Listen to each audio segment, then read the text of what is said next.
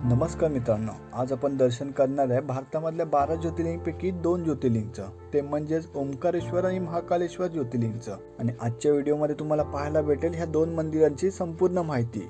आणि त्यासकडेच आपण पाहणार आहे महाकालेश्वर मंदिराच्याच बाजूला असणारं रामघाटची महाआरती आणि हरिसिद्धी मंदिर. आणि जर की तुम्ही पहिला पार्ट पाहिला नसाल तर तो जाऊन नक्कीच पहा, ज्या कारण मुंबई टू उज्जैनचा प्रवास आणि इथले काही प्राचीन मंदिर हे तुम्हाला नक्कीच पाहायला भेटतील. चॅनलवर नवीन असाल आणि व्हिडिओ आवडल्यास तर चॅनलला सबस्क्राईब आणि कमेंट मात्र नक्कीच करा.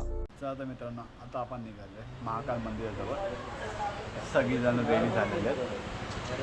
5:30 वाजले, म्हणजे जरापैकी काळोख होतो आहे. आणि आता आहे आम्ही हॉटेलच्या इथं, तिथं ग्राउंड फ्लोअर तिकडं जायचं आहे.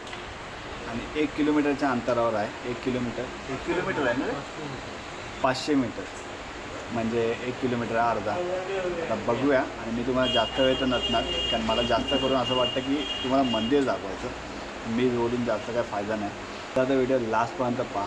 आता आपण निघालोय उज्जैनमधल्या रामघाट आरतीचं दर्शन घ्यायला.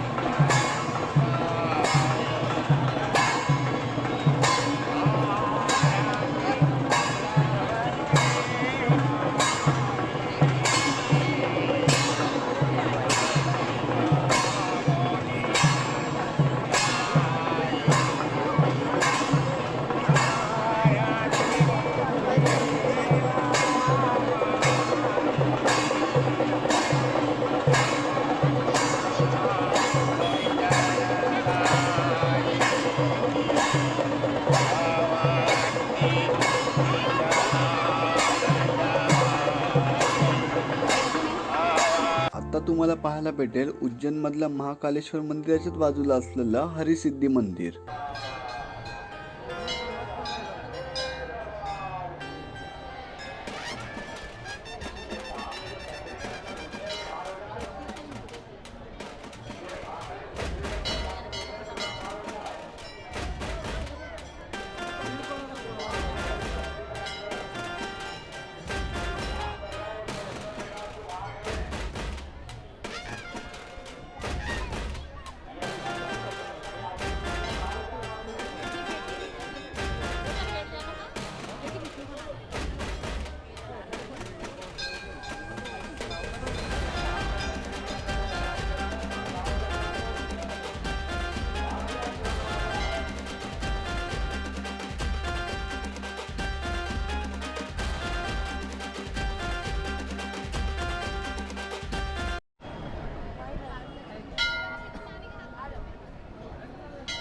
जिसको सालमन रास्ते के बीच में खड़े हो, रास्ते से साइड हो जाए, आने जाने के रास्ते के बीच में खड़े ना रहे.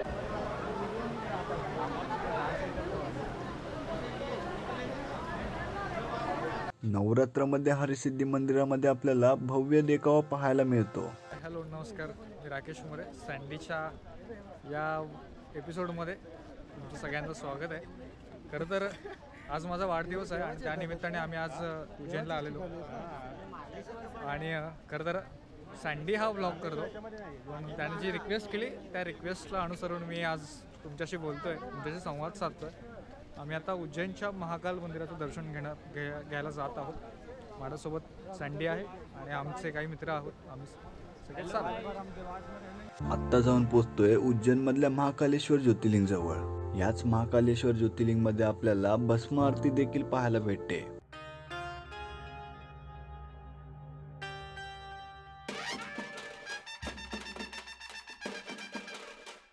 महाकालेश्वर ज्योतिर्लिंगमध्ये आपल्याला मोबाईल अलाउड नाही, ज्या कारण आपण मंदिरातल्या आतमधलं काही व्हिडिओ काढल्या नाहीत. जर तुम्ही दर्शनाला येत असाल तर तुमच्याकडे कमीत कमी सामान ठेवा.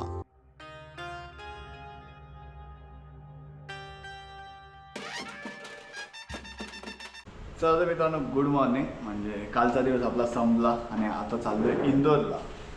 आता तुम्हाला पहिला रूम दाखवतो. हा बघा, हा होता आणि हा आम्हाला 2000ला पडला. तर एकूण आम्ही 2 घेतलेले, एक खालच्या फ्लोअरला आहे आणि आता निघाले इंदोरच्या ठिकाणी आणि तिकडनं जाणार आहे ओंकारेश्वरला.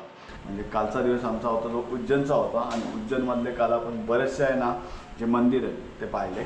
का रात्री गेलेलो महाकालमध्ये, पण महाकालमध्ये सर्वात एक गोष्ट आहे ती मित्रांनो, मोबाईल अलाउडच नाही.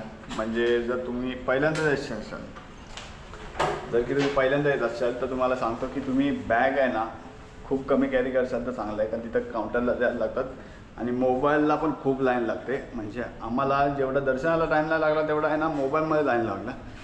तर हो सके तर जास्त करून जर तुमची 4 व्हीलर वगैरे काय असेल तर तुम्ही गाडीत ठेवा, नाही तर कोणाकडे द्या.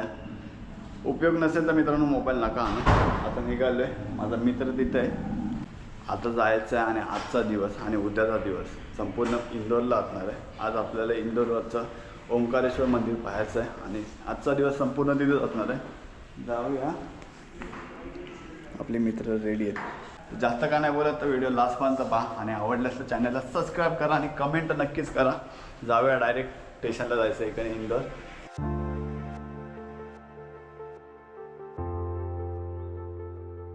चला तर मित्रांनो, दुपारचे वाजले 12 आणि आपण इंदोर स्टेशनवर बाहेरच आहे. म्हणजे समोर तुम्हाला इंदोर स्टेशनचा डेपो हा पाहायला भेटत असेल. आता आपण निघालो आहे ओंकारेश्वरच्या मंदिरावर. इकडनं कमीत कमी 78 आहे, म्हणजे 80 किलोमीटर. तर आजचा आपला पूर्ण जो दिवस आहे तो तिकडेच असणार आहे. 2 ते 2.5 तासाच्या प्रवासामध्ये आम्ही जाऊन पोचलो ओंकारेश्वर ज्योतिर्लिंग जवळ. तब्बल मित्रांनो 2.5 ते 3 तासानंतरला आपण पोचलेलो आहे. ओंकारेश्वर मंदिराचं आहे ना 20 मिनिटाच्या अंतरावर.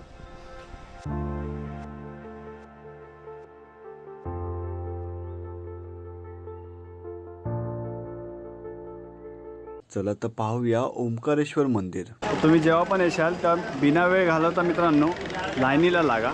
तर तुम्हाला बरेचसे जण सांगतील की पहिलं बोटिंग करा, नाहीतर तुम्हाला आम्ही बोटिंगनी मंदिराजवळ नेतो. तर ते न करता तुम्ही पहिलं लाईन लावा, कारण नंतर लाईन वाढेल की नाही वाढेल ह्याची गॅरंटी नाही. तर पहिलं तुम्ही यांना दर्शन घ्या, त्यानंतरला जे काही करायचं आहे ते. आणि येत असाल तर मित्रांनो सकाळी पहाटे या, नाहीतर दुपारच्या नंतरला या. संडेचा दिवस असल्या कारण आज मात्र दर्शनाला लाईन पाहायला मिळते आणि तब्बल 2 ते 3 तासानंतरला आम्हाला जाऊन दर्शन मिळतं.